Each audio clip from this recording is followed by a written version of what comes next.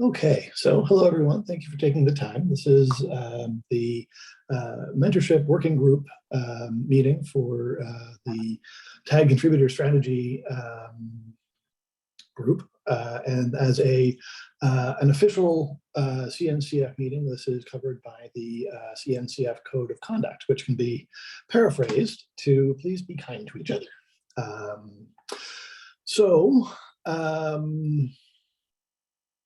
Again, thank you all for coming. I really do appreciate your time.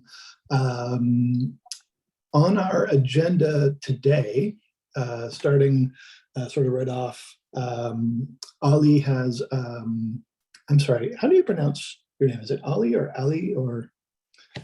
Yeah, it's okay. So in Turkish, it would be Ali. But it's Ali, pretty okay. hard, I think. Yeah.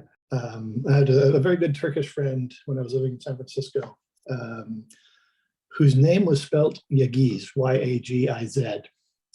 And this is what everybody called him, but I always felt badly calling him that. And he said, in Turkish, it's something more along the lines of Yuz. Yes. Yeah. And Yuz, yeah. And I tried my best to call him. I always try to pronounce folks' names as they should be, but Ali at least comes close.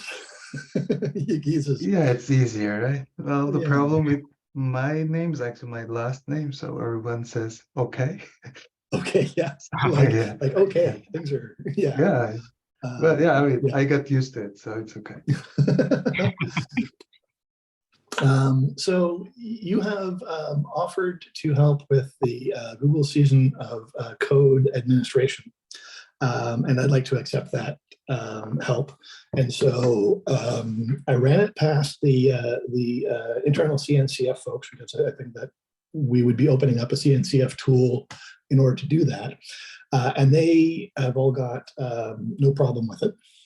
The request was, though, that we do it in the open, which I completely agree with. It's when we part of this working group, part of the goal of this working group was to try to help recruit folks to help manage and administer these programs.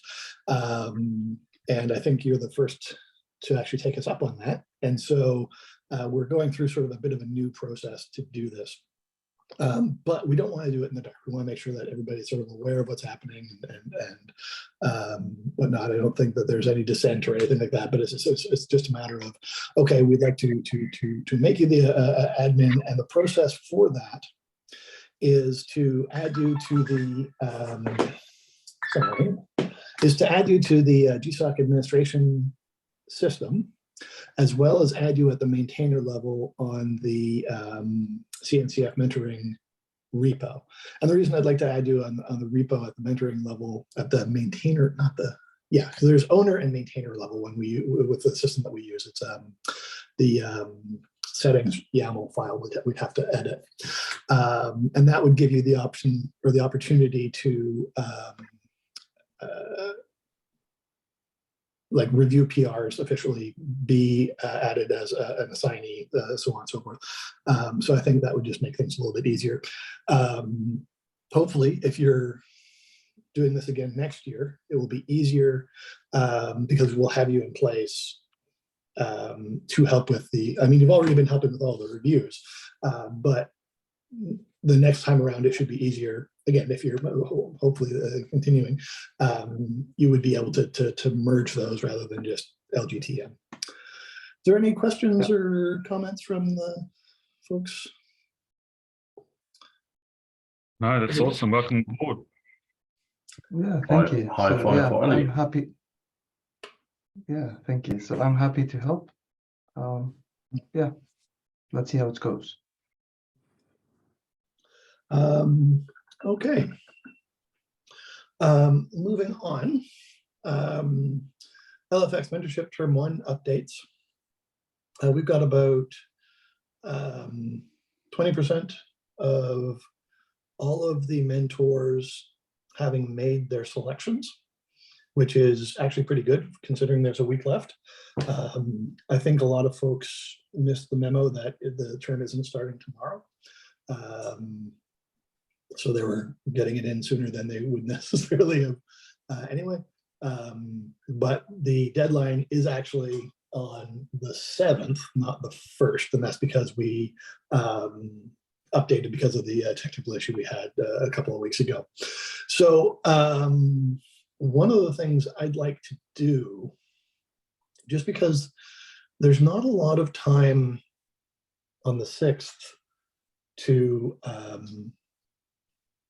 accept everyone and get all the information over to LFX to get the paperwork done, I'd like to suggest that I start accepting people now and accept people as the mentors are making their selections. The reason I'd like to do that is because that makes my life a lot less stressful on the 6th. It gives LFX time to do their stuff, so it's going to make their life a lot less stressful. The downside is that instead of saying, okay, we've got announcements on day X, we would then say to the people who are looking for said announcements that you will be notified by day X rather than on day X. I'm trying to think if there's any downside to doing this, and this is part of the reason I wanted to bring it up. So if you've got any thoughts or comments on this, I'd be happy to hear them.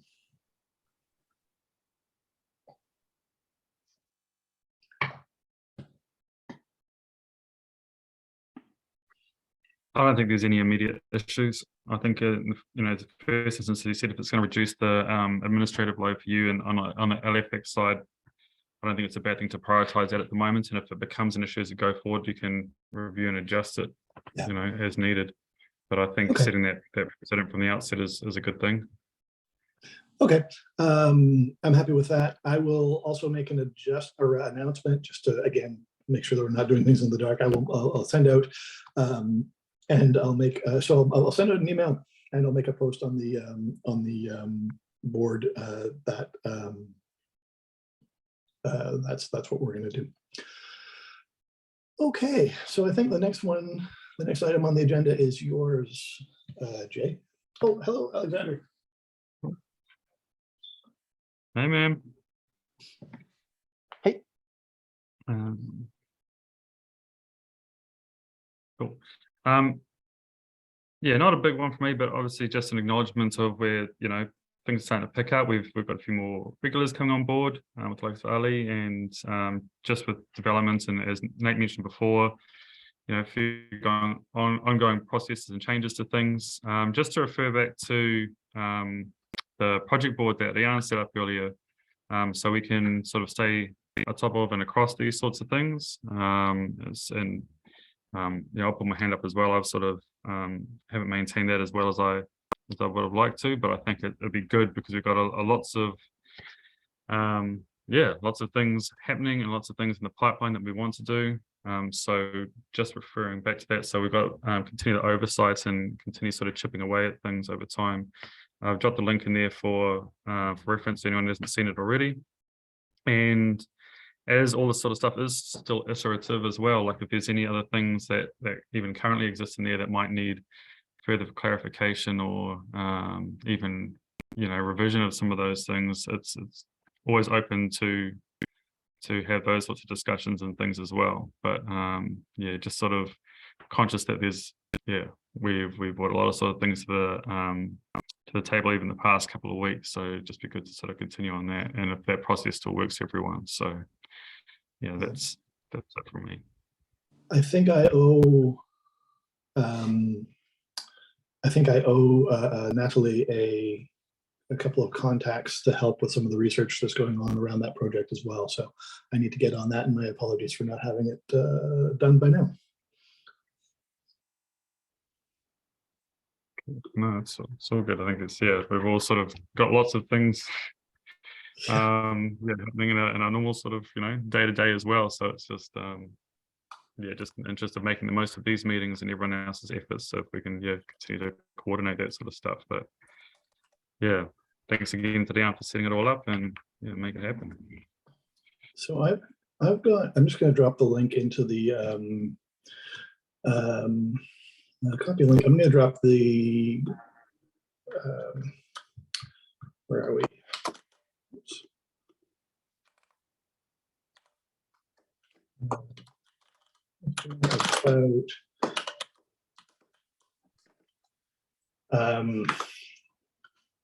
So in that question, Bill Mulligan asks, should we submit through CNCF or apply directly ourselves as a project?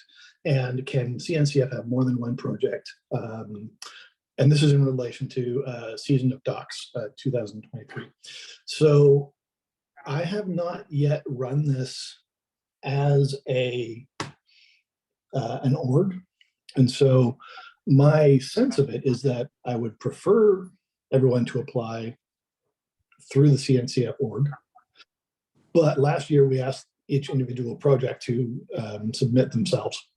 So does anyone here have any Season of Docs or Summer of Docs, Season of Docs? God, I always get confused. Experience? Season of Docs, Summer of Code. There you go. Thank you. So the issue, so the issue last year or the year before was that Google was allowing only one project per organization, I guess, right? Do you know if this is still the same? I actually don't know. That's an interesting point. Well, and for that matter, we do know that Season of Docs is happening. Well, they've announced. They're Okay, asking so then I guess for, it's happening. yeah. Yeah, they've got timelines and everything. Here, let me grab the Okay. Copy link. I'll drop it in the oops.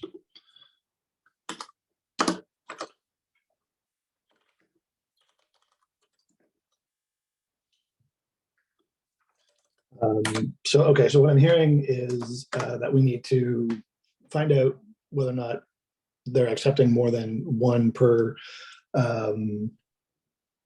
year, and if so, then now if they are only accepting one per year and we apply as an org, would it be disingenuous to allow our projects or CNCF projects to apply individually as well?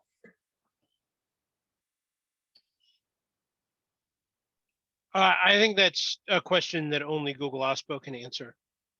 Okay. It's not like they don't know. So the answer is to reach out to Google OSPO and say, hey, we're the CNCF. Normally we try to manage all of our projects applying, but you have this policy of only one project per organization. How do you want us to do this? Okay. So the answer is, yeah. Okay. And because the answer might be, we're having Season of Docs, but we're only planning to sponsor 16 projects total across the world this year. So Right. you should only submit one. Right.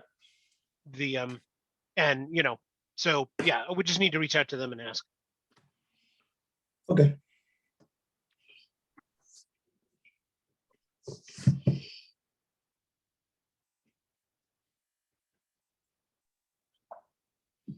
Because there was, like, in parallel, there was a year in Google Summer of Code where it was one project per open source project, Oh, interesting.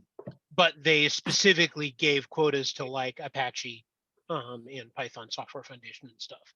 Right. Because they still Okay. wanted the big organizations to consolidate things. So that makes life easier for them. Oh, of course, So- yeah. Okay. So then, as a response to Bill, I'll say, we're not sure yet. Let us find out, and a link to this conversation. And in the meantime, we will also reach out to Google to clarify what the rules are around that. Thank you for the context. That's quite helpful.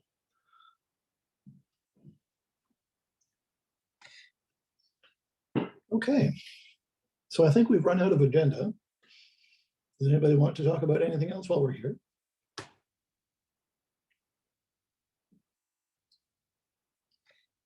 If no one has anything specific, I'm receiving a lot of a few emails or about comments on GitHub the same topic that we had on the last meeting. People asking how to collaborate and how to contribute, but without any context. So it's not something specific to mentoring, but if no one else has anything to comment, maybe I don't know. I don't know exactly if there's anything that we can do here, or we can, how do you think we should approach this, folks that are commenting this? I don't know. I'm actually glad that you're here, Josh, because I almost want to push this question one level up from us. And I'd like to suggest that, and I'm happy to help write it, but I'd like a link that is something like contributing.cncf.io/getting started. That would be something that we could link to in all of these cases. That is, hey, you're interested. Thank you so much for being interested. Here's how to get started with various things. Because I'd rather have a link that we can drop in than have to sort of respond individually for each of these.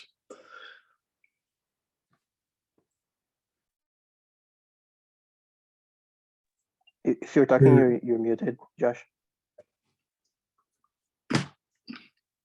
To say, I really want to have an idea of sort of exactly who we're targeting. Just because we do already have contribute.cncf.io/contributors. And I realize it's kind of a grab bag of stuff. But if we want to target more specifically, I feel like we need to do, sort of persona-based, user story, figure out like who is this person who is coming here, and therefore how do we address what they're looking for?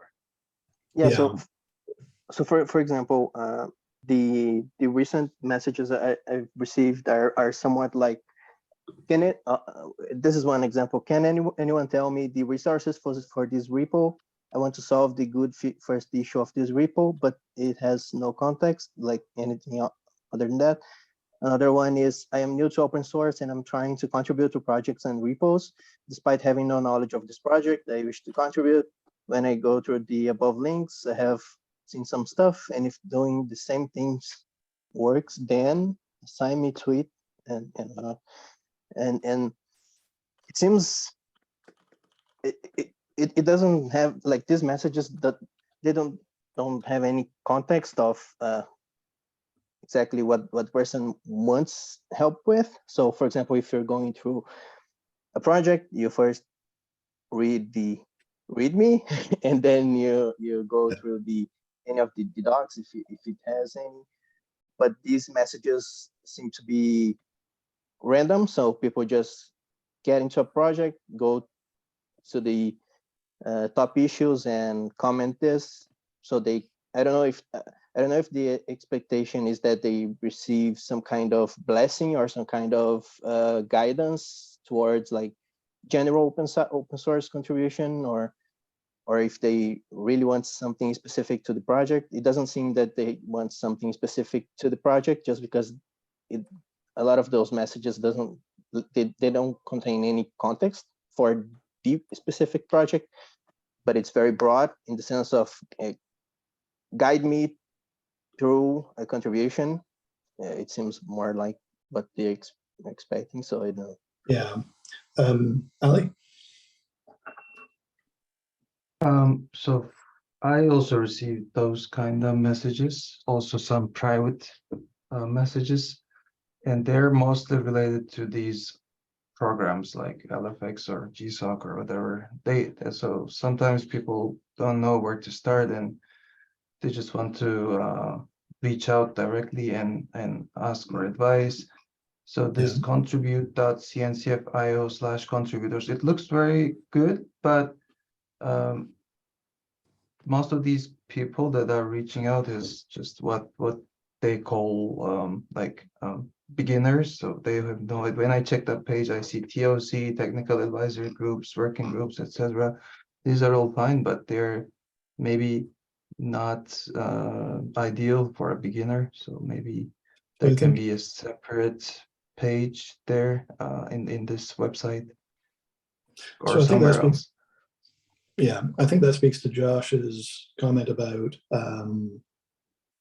who the audience for this message would be, because I agree.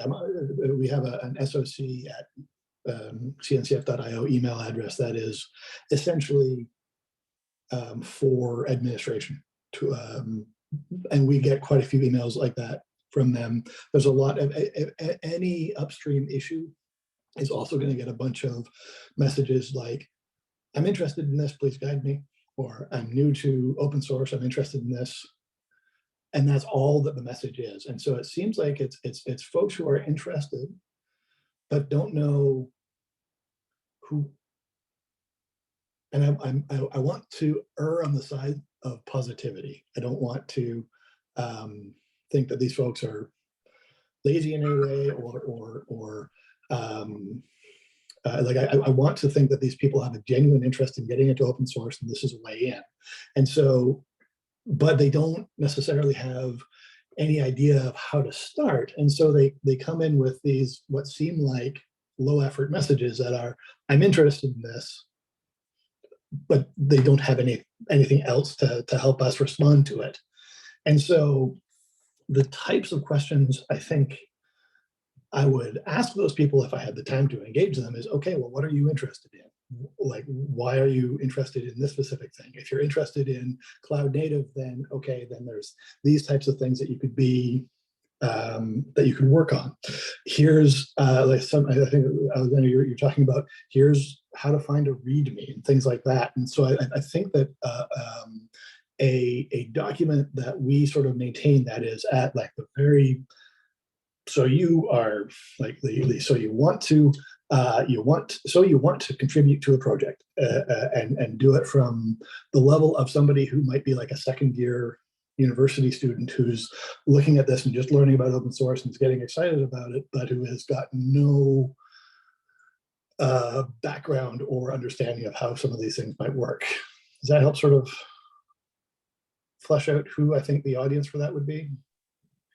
Yeah. That's a really large task, though.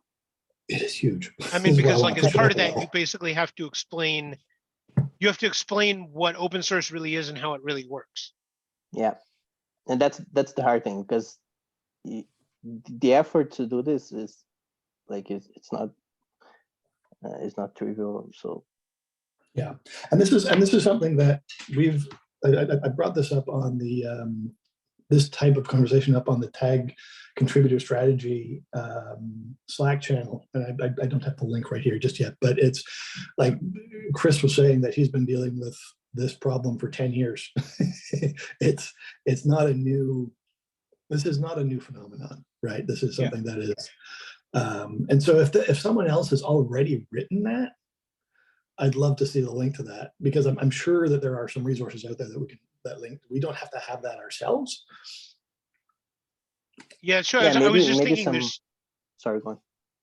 there's some general guides via OpenHatch and other things that are really aimed at people who are very new to open source.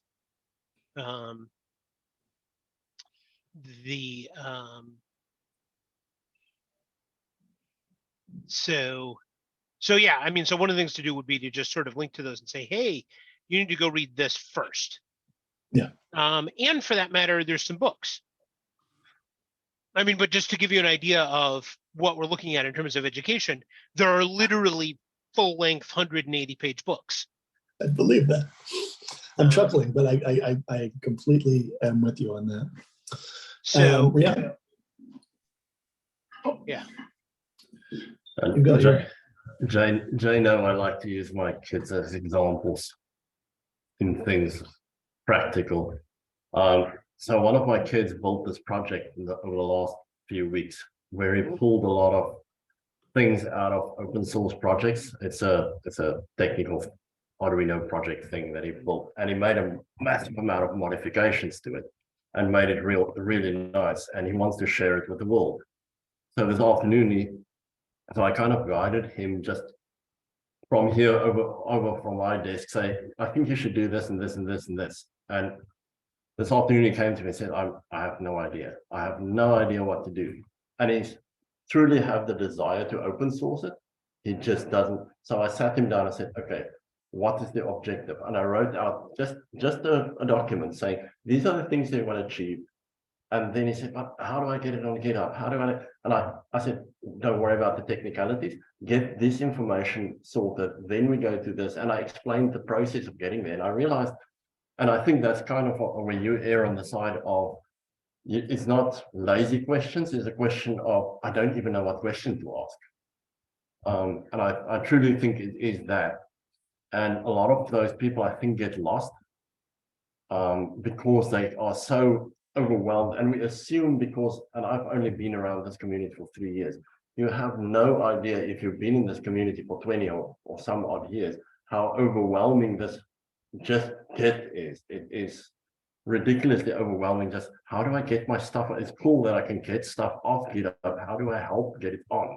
I have all these skills. So yeah, that's just my thought. I think there's a lot of people that really want to get on. They just don't have an idea. And maybe if we can pull together some resources, and if we have resources and we can show you, read these 20 things, go here and go there, and you still don't want to put in the effort after the resources have been pointed, and we have people coming to us, so it would be good stewardship to be able to point them to a solid resource and say, go read this. And if you still don't know after that, then it's a question of you need to do some research. But so I'll back to my son. If after I pointed him all the right directions, if he does not organize the things in the repos or locally on his hard drive the way I explained, and I can't help him any further. He needs to do the work, then I can help him with the technicalities.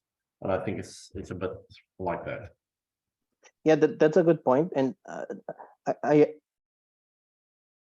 I'm another thing that I'm trying to understand if that's maybe one of the issues here is that we are so used to GitHub and contributing and whatnot that maybe people that are outside of this environment that come in, I don't know, maybe they think they need some kind of authorization to start contributing to a project. So a lot of these messages that I'm seeing seem like asking for permission, and Yeah, there I've seen that are sort of thing too. different types. So there's the type of help me with the resources so I can understand how to contribute, and there's the type of that persona that seems to be asking for a permission in a sense. But yeah, I don't know if you guys see that as well. I've definitely seen that before, and my take on that, when I do have time to respond, is to be kind and to think that there are cultural differences that may contribute to that sort of permission seeking, and so it's one of those things where it's again, it's a matter of sort of spending the time to sort of engage and try and figure out what the person needs. But if we don't have the time to do that, then we need to make it obvious in our READMEs and in our projects that this is open source. This is not. If you're capable of opening a PR, you are allowed to make a PR, right? It's one of those access is permission type things. It also occurs to me, just as an aside, Alexander, that you are getting these types of emails makes me happy. It means that I think that your visibility in the community is rising, and congratulations. You're becoming a community leader, and people are looking to you for answers. Yeah, thanks. Or maybe I'm just looking too much at my notifications. I don't know. So just to maybe put a bit of a cap on this, is this something that we should bring to the tag contributor strategy again, or is this something that, because again, I think this is a bigger issue than just mentoring, but I don't want to dump it on tag CS if it's not something that we've got capacity for there either. I think we should at least gather some examples of how people approach when this happened, and provide at least some basic guidance on how to approach, because everyone may approach these questions and these comments in a different way. So maybe having some examples of how people approach this and where they redirect is probably a good thing for everyone, especially if this is not something that is happening just now, and it seems, at least to me, seems to be increasing, especially when we have these movements and initiatives like the Season of Dogs or Summer of Code in general. It seems these initiatives make it the open source community grow, and when the open source community grow, we also have the newcomers that don't exactly know how to start with the open source and not. So I guess having a basic approach to this would be helpful. Yeah, I agree. It's it's might be increasing now, but as you pointed out with Chris's comment before, Nate, it's obviously been a long running thing as well that we've yet to find a real strong solution for. And I think it addresses two things. I understand it's going to be a huge workload, and how do you accommodate until really clarify what that persona is. There's that pattern there of people just not knowing where to begin or what to do. If you look at the contributor growth as far as just increasing volume in terms of how many contributors are coming into the community at all, and growth is an ongoing investment in their support and development as they continue to build their confidence in contributing in the space. Putting some effort in whether it be pointing to resources, and even not saying that those resources are an absolute sort of guide. It's just an indication of where to go, because there's, as you pointed out, there's so many different places people can be looking to build their skill set and their understanding and knowledge of what to do, and that's on them as well. And I think even talking to that sort of thing, it's like we can provide as much sort of reasonable support for you to sort of build your awareness, but there's also the onus on you as a learner, as a student, as a contributor to develop that yourselves. And I think understanding how to do that better over time and allowing everyone to sort of feed into what learning resources or development and things look like is going to be a worthy investment, because it's, I said from my experience over here with the large majority of people not even understanding it's a new world. The idea in terms of people putting their work forward and with the community values and principles that are behind it, and this I guess this sort of little bit gray area in terms of how they can eventually obtain work for that, for those who are in there, those who are in there because they believe in the passion, the cause and everything, and those who are in there because they want to get something with it, they want a job, they want a career out of it.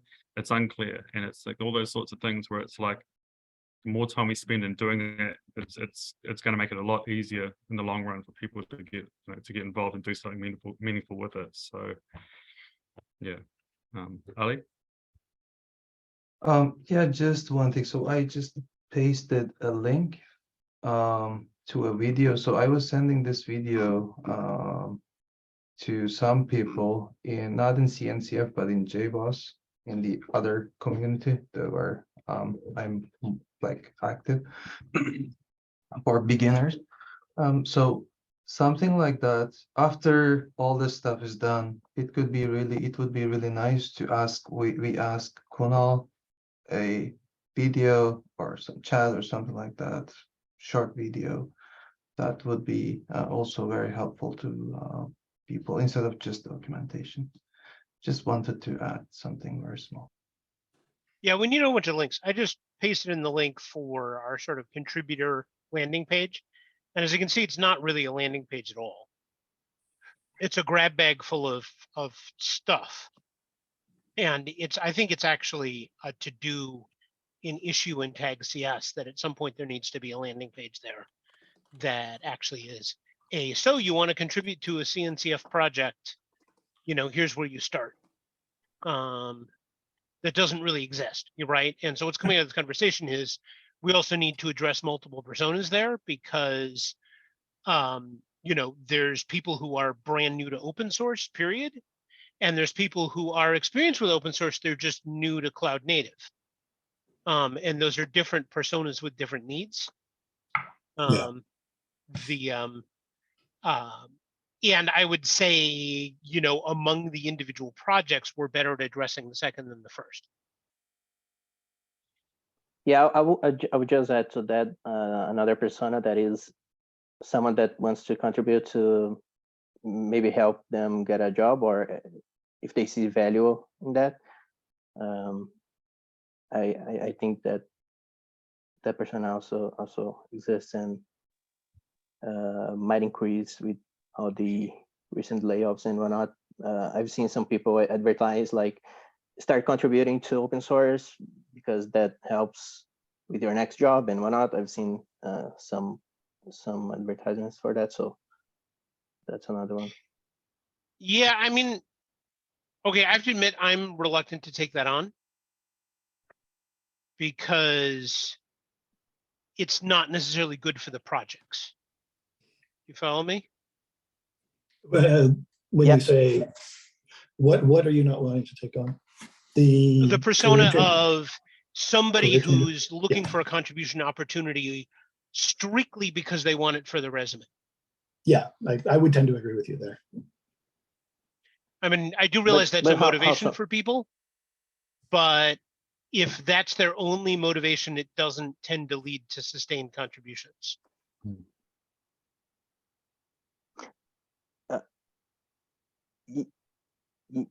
Yes, but so there are 2 points there. Yes, they may just use that as building a resume and don't actually follow on open source. They can actually use that, or the open source community can use that as like the first door to contributing and knowing the open source environment and whatnot.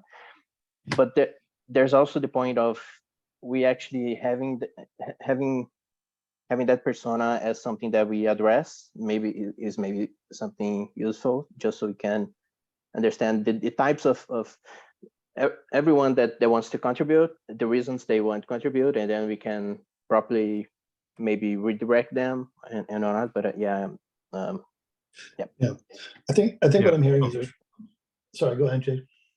Oh, just quickly, yeah, I agree with that as well. Like, yeah, people are going to come in with not necessarily the best, well, the best sort of intentions in that sort of sense, but it's also it's an opportunity as they get more involved to model what, community-based, genuine contribution looks like. And they're only going to do that by, creating that space where, cool, we let you in. But if you want to, people, your intentions are going to become clear over time. Like if you're just in there, like, what's in it for me? What's in it for me? You can spot that stuff pretty easily. But it's, we, as far as embracing them as part of that community, it's like if you want to move ahead, or whatever that sort of looks like, whatever your idea of success looks like, it's going to be, by doing it the way that we should be modeling it. Ali, you have your hand up?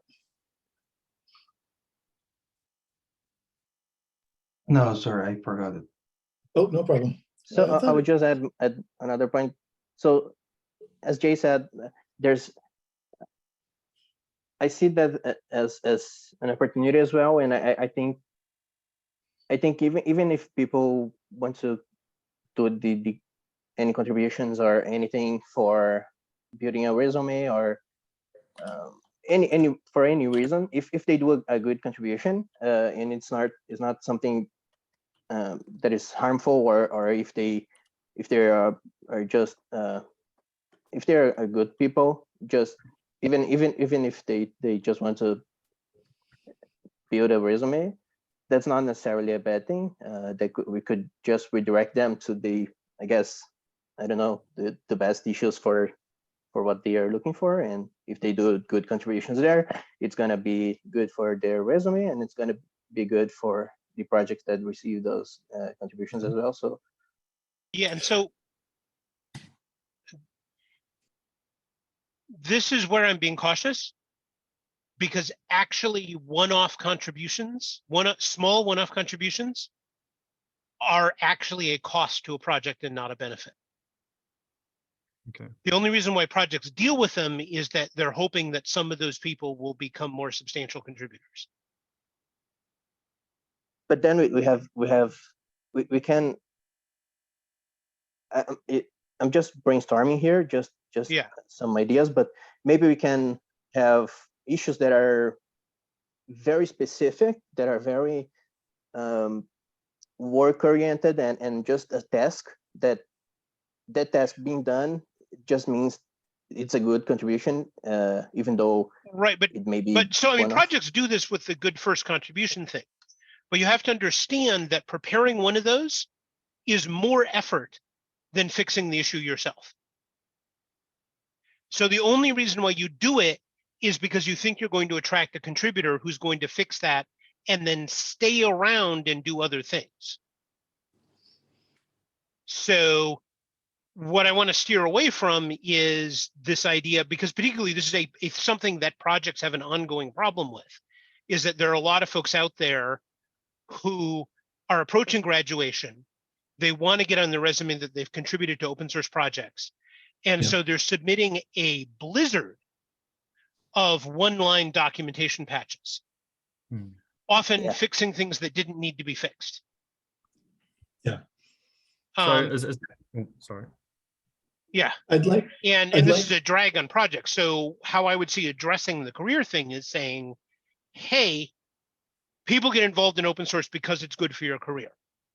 But the way you make it good for your career is sustained contribution to a project that demonstrates your ability to work on stuff.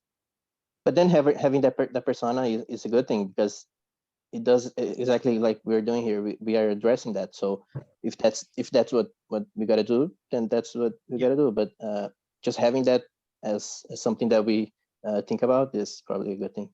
yeah. So I'd like to interrupt just a touch, just looking at time here. We've got about 10 minutes left. I think that it's an interesting conversation. I think that there is work to be done. And I think that our next step is figuring out where best to do that work. I think we've identified a hole in our documentation at what I'm thinking is probably the contributors.cncf.io level. And so what I'd like to do is transfer this conversation, because it's come up now a couple of times. I'd like to transfer this conversation to the tag CS level. Now, Josh, maybe is there a sub project that would be best to handle this, or is this something we should bring up at the next general meeting, or how do we want to move this one forward? I mean, honestly, it's not like we have extra people around waiting to do documentation related to tasks. So the way I would start it is file an issue, attach it to a draft document in HackMD or Google Docs, because we've got enough to start from scratch here that we want to do it in some easily editable format. Yeah. And then mention it on Slack. Because this is something for both mentoring and contributor growth, right? Obviously. Agreed. Yeah. But let's go ahead and start working on it, because we've already mentioned a bunch of things we could have in there, right? Yeah, exactly. You know, and 2 personas at least that we agree on, right? Persona number 1. Actually, I would say there's a third persona that's slightly different than what Alexander was talking about, which is you have been assigned by your company to work on a cloud native project. Which is a distinct third persona. But pick any of those personas to start with, right? Yeah. And which repo should we open that issue in?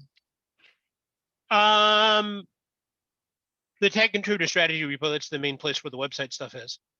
Okay. Alexander, I would like to invite you to open that issue. Would you like to do that? Yep. So which one? The general contributor growth? Yeah, tag Contributor strategy. I'll drop a link in here. We'll tag it with both mentoring and contributor growth because it's. I'm sorry, say that again, Josh. I said we'll tag it with both mentoring and contributor growth because it's both. Yeah. Yeah, we can also, I guess, mention the past discussions we had on. I guess there was a discussion in Slack about this as well, so we can link that as well. We can link that absolutely. We can link this. We can link that the discussion as well. Thank you for spearheading this, Alexander. I appreciate it. Yeah, it's. I guess it's been something. Like I mentioned, it's something that even Chris said is happening for years. So maybe we can find a good solution here, or the best one, at least that for the moment. So, yeah. All right. In the last 5-6 minutes here, is there anything else that we'd like to discuss?